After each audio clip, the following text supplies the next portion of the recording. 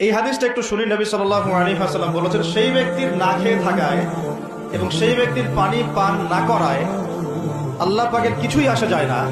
যে ব্যক্তি রোজা রেখে মিথ্যা বলা ছাড়তে পারে নাই, অশ্লীলতা ছাড়তে পারে নাই, হারাম ছাড়তে পারে নাই, সেই ব্যক্তির না খেয়ে থাকায়, সেই ব্যক্তির পানি পান না করায়, সেই ব্যক্তি যে স্ত্রী সহবাস করলো না, এগুলোতে আল্লাহ পাকের কিছুই যায় আসে না।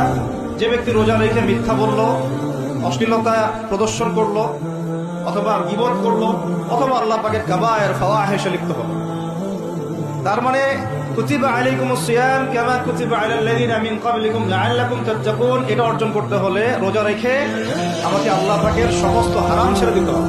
যে হালাল স্ত্রী আমি ছেড়ে দিলাম, সেই রোজা রেখে আমি হারাম ভাবে কোনো মেয়ের সাথে কথা বলতে পারি, অ্যাফেয়ার করতে পারে, কফি শপে বসতে পারে, বাইকে ঘুরতে পারে, জিনা করতে পারে? রোজা রাখার অর্থ হচ্ছে আল্লাহর সব হারাম ছেড়ে দেওয়া। এটাই রোজার শিক্ষা।